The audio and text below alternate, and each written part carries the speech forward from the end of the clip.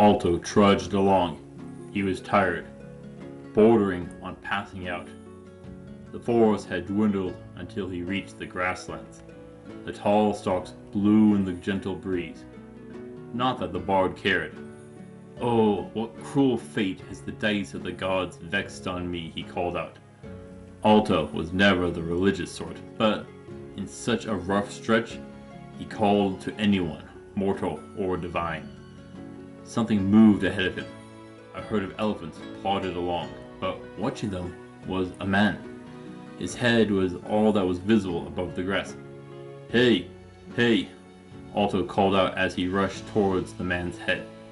It was bearded with bright blue eyes. The man said nothing, just tilted his head and looked at Alto. Suddenly, he stood up and wasn't a human. Alto screamed as the Manticore advanced on the poor bard. Welcome back to Mythical Phylogeny Adventures. I'm your guide, Jason. Today, we are facing a monster known as the Manticore. Let's take a look at its biology and tactics for hunting, and find a way to avoid becoming prey. The Manticore comes from Persian mythology. Its original name is Manticore, which literally means man-eater, and that is its favorite food. It is more likely to attack a group of people over a single individual, but when hungry, it will go for a lone traveler. The Manticore can swallow you whole, and even digest your clothes, weapons, and belongings. It sits in tall grass with its head above the grass, where people will not register what it is until it is too late. It is said to have a head like a human with a beard. The eyes are either blue or green. In the mouth, there are 3 sets of teeth. It has a body like a lion, red, but much bigger. Its claws are razor sharp and perfect for rending flesh. And it has a tail like a scorpion, but only better. It has small secondary spines along the side, but the real threat is it can fire the stinger at the end. They are about a foot long and as thick as a reed. As soon as it fires one, a new one appears within moments. It has a range of about 100 feet or 30 meters. Oh, and they are poisonous, paralytic. It can keep firing these until it hits its target. Despite having a human-like face, it can't speak. Instead, it makes sounds like a trumpet. Its fur is impervious to all weapons. Lastly, wings have been mentioned as well, mostly in later iterations, but still before modern accounts. Above all of that, it is fast and agile, much faster than a human. Sounds pretty dangerous, doesn't it? Well, let's start with its most dangerous weapon, its tail. First off, how can it replenish the spine immediately after firing it? Well, the answer may be in the mouth. It has 3 rows of teeth. Are there any other animals with multiple rows of teeth? Like a shark? For them, their teeth fall out often and are quickly replaced with new ones, always growing in behind it. To make the Manticore's tail work the same, we'll copy this system of growing multiple foot-long spikes with one behind the other. Okay, but how do we fire them? There are many systems in nature we can look at, such as the cnidocytes found in jellyfish, which have a trigger release system, but a better option would be to have a fluid-filled sac behind the spine. It builds up pressure inside until it bursts forth at the weakest point, and that would be the junction between the spine and the tissue holding it. An enzyme which can cause cell apoptosis, cell death, at the same time would make it easier. This is basically like popping a zit. The Manticore's spines are comparable to the velocity of arrows. The only estimate on range says about 100 feet, but bows are able to fire up to 240 feet per second. Estimating the pounds per square inch needed is a little hard. When compared to guns, 500 feet per second needs about 32,000 pounds per square inch, but 12,000 psi's only give us a velocity of 60 feet per second, and 60,000 psi's gives 1,400 feet per second. This gives us a growth curve. We can estimate the Manticore's tail spine to have a psi of about 22,000. This isn't perfect though. Pressure is released over time, but the spine will continue to accelerate until all the pressure is released. Yet, I have nothing on the time or the distance that this occurs over. As for the poison, it causes paralysis. There are two types of paralysis, spastic and flaccid. Spastic is when your muscles contract and not release, while flaccid is when you can't contract your muscles. Which does the Manticore cause? Well, unfortunately, nothing that says either. The flaccid would be the most likely, in which case, all it needs to do is be a nerve blocker. Fairly simple. Except for the Manticore's one and only weakness. Poison doesn't work on elephants. And here, I have found nothing. We know the Manticore is big enough to swallow a human whole, so it shouldn't be that much smaller than an elephant. Perhaps elephants are big enough to handle the poison? An issue with penetration depth and absorption rate of the poison? I don't think their skin would stop the spine to protect it. Nor could I find anything in Persian mythology that could explain any symbolism in it. If any of you have a theory, I would love to hear it. The next issue is their nearly indestructible hide, one that is impervious to any steel weapon. All of this is done with only fur. This sounds like a variation of gambeson. It is made of layers of thick fabric. Most have a form of padding in between the layers. Somewhere between 18 and 30 layers is common. Can we use this for the Manticore? Make it much thicker and stronger fur? Possibly. This could explain what the beard is on the face, an idea of how thick the fur is. If there is enough cushioning, it would be hard to cut and slice through the hair. If done right, it will protect it from slashing and crushing weapons. But piercing attacks might get through. Stop this, fur will need to be tightly woven and interconnected, redistributing the force over a larger area. As for the wings, it will be similar to griffins and sphinxes on how it is arranged. We'll need to duplicate all the muscles in the chest and back to attach both the front legs and the wings. This will make the muscles narrower, and that would reduce the strength. To fix this, we'll need to make them thicker. It'll give the muscles a bulging look. We'll also need to enlarge the sternum and create a keel like birds do to provide the attachment point for enough muscle. Also, we will want to copy the bird's unilateral lung system to prevent mixing new and old air. Should it also have the hollow bones like birds have? It'll make the bones lighter, but less durable. If the thick fur can block attacks, then it might be able to get away with losing the durability of the bones. If faced with a Manticore, run. Evade if you can. The Manticore is faster than you. Stick to narrow areas, places where a large creature can't get through.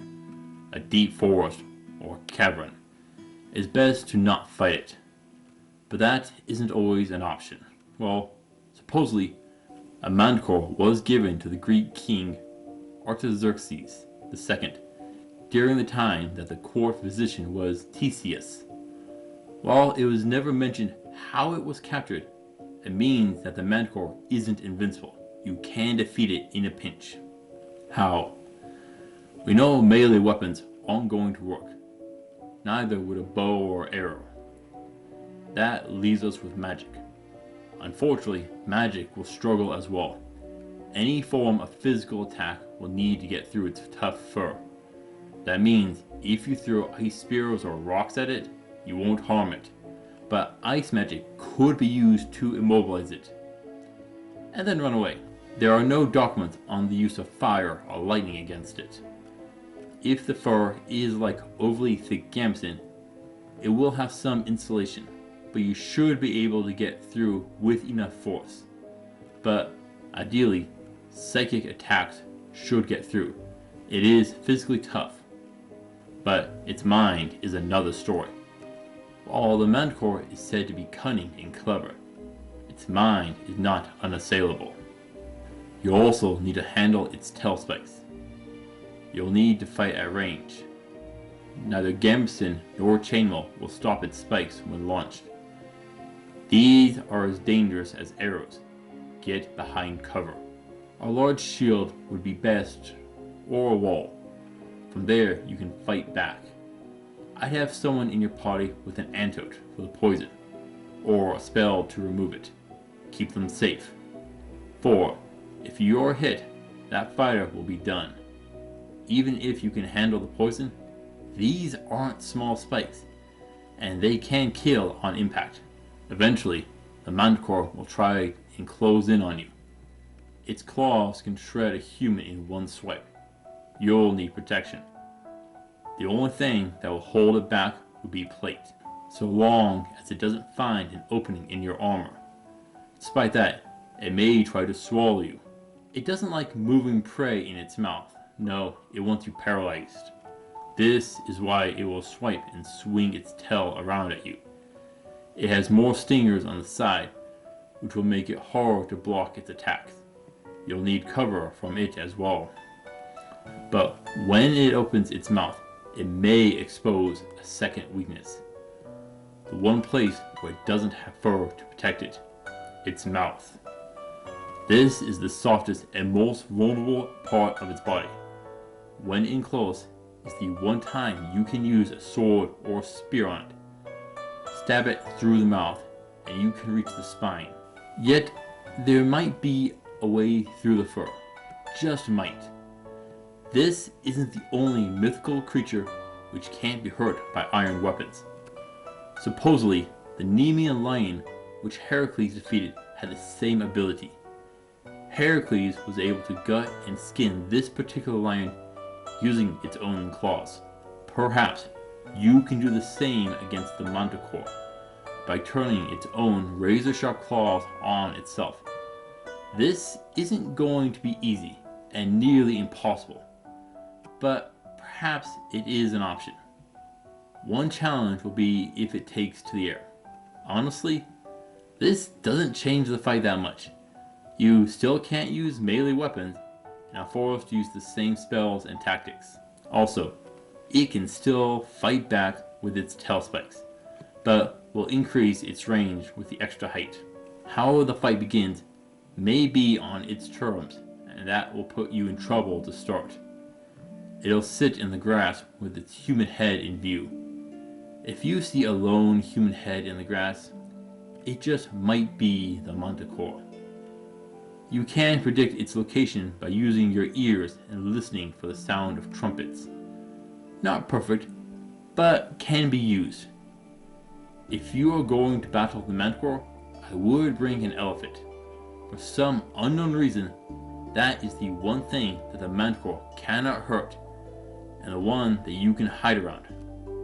At the very least, the Manticore can't poison it. But there is one well-known method to hurt the Manticore. If you can find it while it is a cub, then its tail spikes will not have grown in yet. In this small period of time, you can stomp on its tail and permanently deform it. When it grows up, you'll never be able to shoot the spikes off. This is the only guaranteed way to hurt the Manticore. But it only works while young, and seems to reinforce the idea that it is the fur that protects it. Overall, the Manticore is nearly untouchable. It is best to avoid combat with it. Keep your distance. This monster is fast, has sharp claws which can kill you instantly, the power of flight, and a deadly range attack. All of that on top of being unharmed by steel weapons, and most magic will fail against it. and it is smart enough to put a trap up for you. With so few weaknesses, I feel the Manticore is worthy of a 9 of 10 threat. Well deserving of its title. If you face this foe, be careful. If you somehow manage to slay the Manticore by some miracle, you'll find yourself with 2 key rewards. The first is its skin. Try using its own claws to skin it.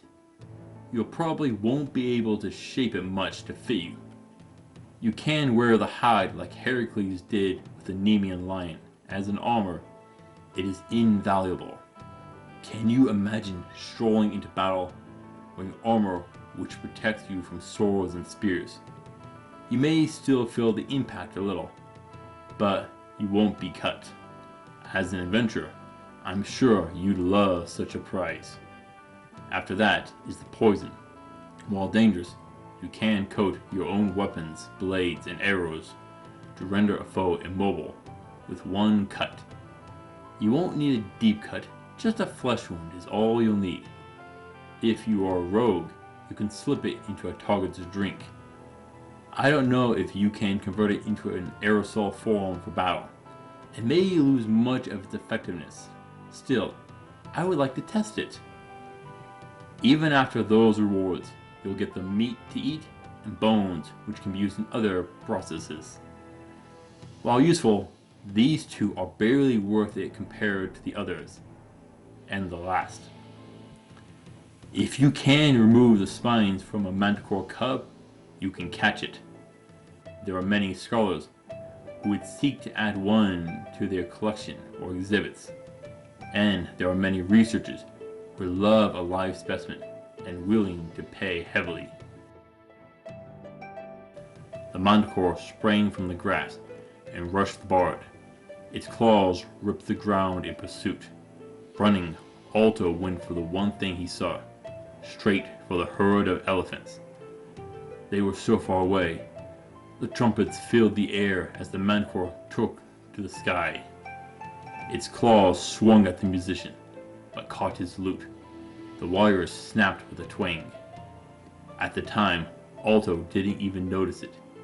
He was too scared to focus on anything except his next step. 1 foot and then the next, faster and faster. He tripped right as he reached the elephants. One swung its trunk at the Manticore, who flapped its wings and rose up.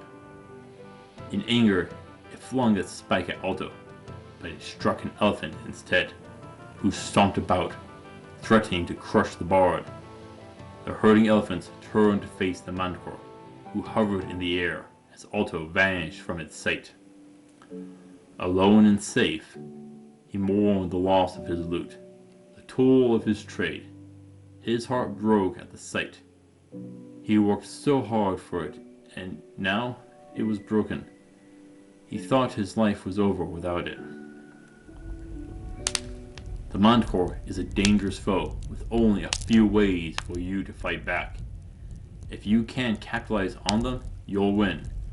But still better to just flee. I like that plan. Thank you for watching, adventurers. Please return next week, where we'll be meeting Baba Yaga. Until then, I'll see you on the roads.